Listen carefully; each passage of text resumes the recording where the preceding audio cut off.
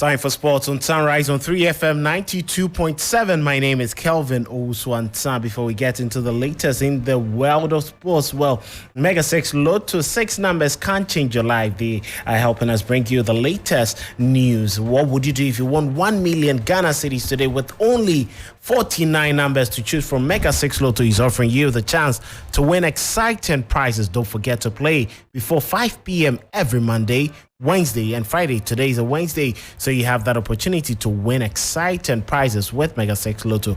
All you need to do is to dial *266# or download the iOS and Android apps on mega6lotto.com to play. Mega 6 Lotto is approved and regulated by the National Lotteries Authority. Now on to our first story. In the Black Stars, led by Deputy Captain Thomas Partey, made their first appearance at the Charlotte FC training facility. 19 players in total have reported and started preparations for the match against Mexico on Saturday.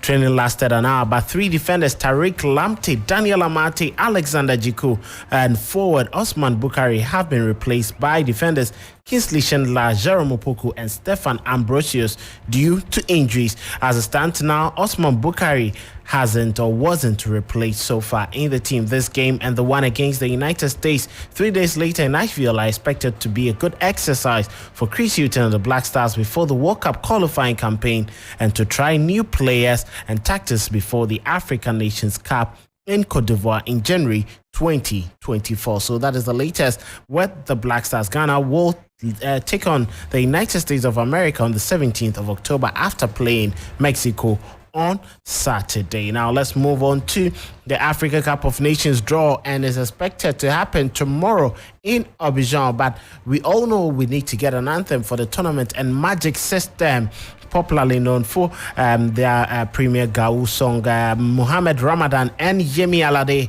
have presented their works to the local organizing committee for the AFCON anthem, and they did that on Tuesday.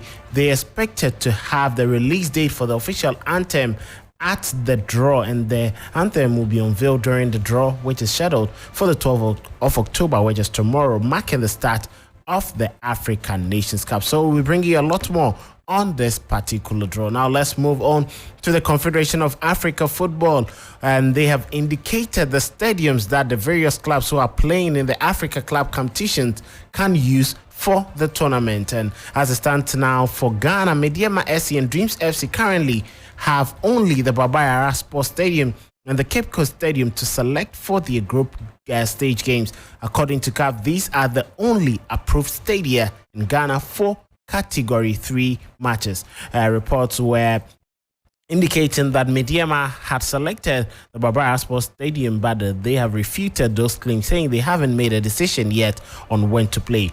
With the two stadiums available, this means that a stadium that will not be preferred as a main venue will automatically become the alternate venue. CAF has also given a caveat for the clubs to still notify them on any other venue they want to use latest by Friday. So Mediama have the opportunity to present their stadium that is yet to be commissioned by Goldfields Ghana for them, hopefully next month. Now drop into some more stories in the Ghana Premier League. Nations Football Club head coach Kasim Okanse Mengo has vented his spleen on his players for letting in a poor performance last weekend. He hopes they can improve ahead of match week 5.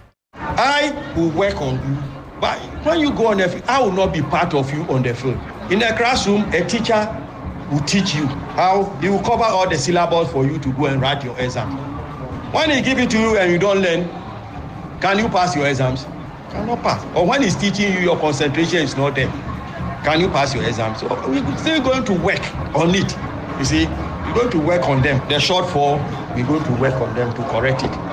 Where this thing, we're going to try for them to improve upon that department. Their strength, we're going to work for them, and their weakness, we're going to work on that department so that we can get a better result next time.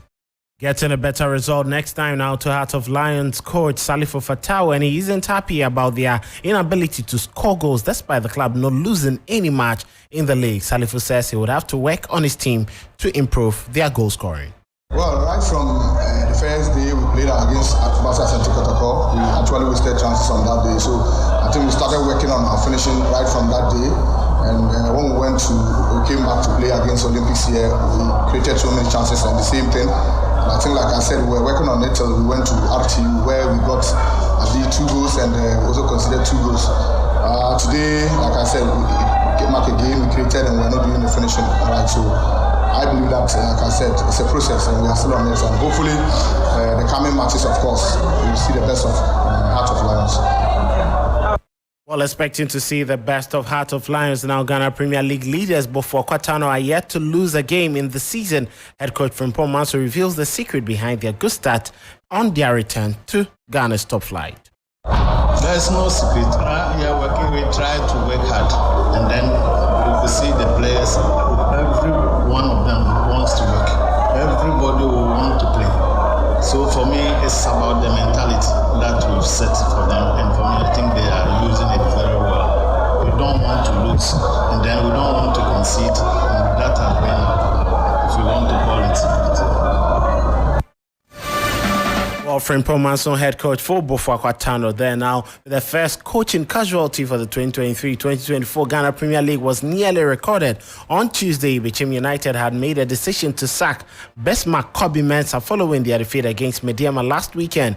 Bichim have only won one of their first 4 games this season and are currently at the base of the league table. Kobe Mensah replaced Kasim Mingolo Kansi before the start of the new season. It was reported that technical director Francis Otia Kenten had also been shown the exit, but the decision has been halted by club president Kingsley Owusu Ansah. He expects them to stay and fight for a new chain of results. Now, in their bid to become a powerhouse in Ghanaian football, Hohoe United Football Club, a Division 1 side, have signed up a deal with Virtual Insurance Brokerage Limited, who will be their share sponsor for the next 3 years. Speaking of the event consultant for Virtual Insurance, expressed how this will be a very good deal for the club, as well as Kelvin Owusu Ansah, who is the CEO of the club, on how important this deal means for them. We're hoping that this partnership would be beneficial to both parties, and hopefully we could probably do beyond the years we have initially agreed to do. Globally, you need top brands to develop football, to employ people, to build a structure that the fans will be excited about. We see it as an opportunity for the brand as well. The teaming fans will be excited to sign up to products, and together we can build a big club for the future. Building a big club for the future, according to Kelvin Ansah. Now, Hohoe FC will be gearing up for a place in the Ghana Premier League next season, and this deal will be a major boost in the quest. Now, let's get to some boxing. And a storm of cases and controversy erupted following the Ghana Boxing Authority's decision to overturn the verdict of Emmanuel Cote's victory in a recent league bout. My colleague Daniel Yeboah was present at a press conference held on Tuesday to discuss the issues, and he came out with this report. The controversy stems from Emmanuel Cote's victory over Jerry Latte at the Bukum Boxing Arena last Sunday. Cote, representing the Bronx Gym, had secured a split decision victory over Latte from the Ghana Army after 6 rounds of intense boxing.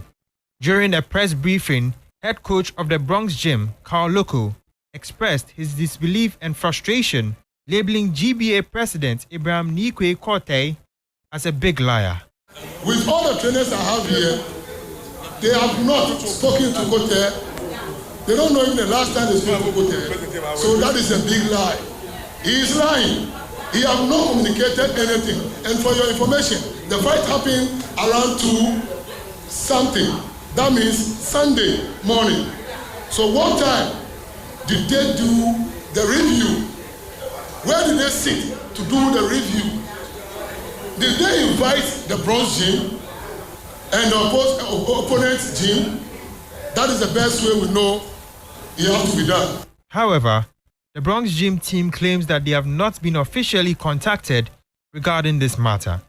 The GBA is yet to respond to the matter after the declaration of the change on live TV.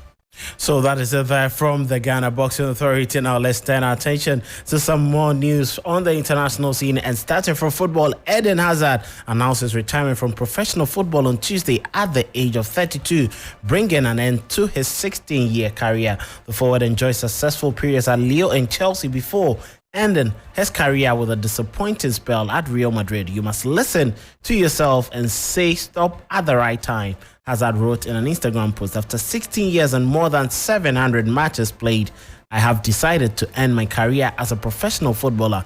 I was able to realize my dream. I have played and had fun on many pitches around the world.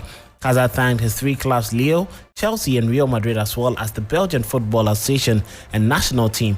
In a statement, he won 5 league titles, 2 each with Chelsea and Real Madrid, and 1 with Lille as a member, as well as a number of individual prizes, including the PFA Player of the Year award in 2014-2015. Hazard was a key member of Belgium's breakout generation of players who earned 3rd place at the 2018 World Cup, narrowly losing to eventual winners France in the semi-finals. Now to the United Kingdom and the Republic of Ireland have been announced as the hosts for the 2028 European Championships. The 5-nation combined bid confirmed as the winning one at the UEFA meeting in Switzerland on the 1st of October was running unopposed after Turkey withdrew from the process last week. Turkey has instead joined forces with reigning European champions Italy to co-host the 2032 edition of the tournament. Now, Gareth Bale has spoken about Wales co-hosting the European Championship in 2028. He says it is massive for the nation.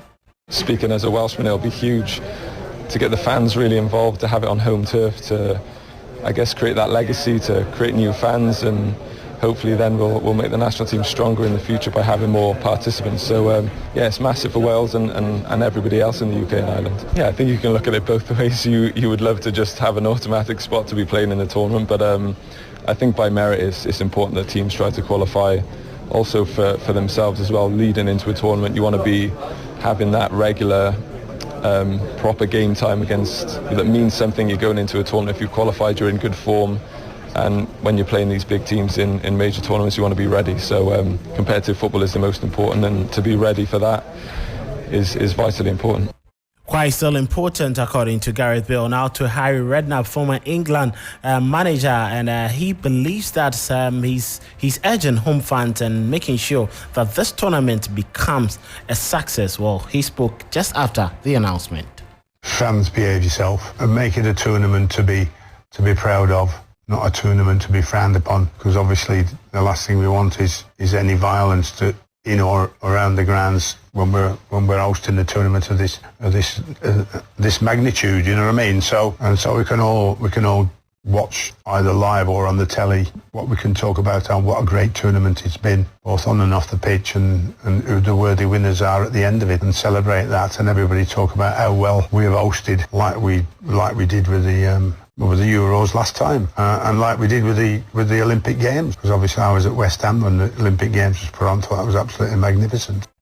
So that is it there for the matches of the Euro 2028 are set to be held at 10 stadiums, including Wembley in London, the Hampden Park in Glasgow, the Principality Stadium in Cardiff, and Dublin's Aviva Stadium. Now to England forward Jarrod Bowen, and he has been commended by David Moyes as a more all-round player. Bowen could start for England against Australia, but he speaks on the progression of his club side, West Ham United.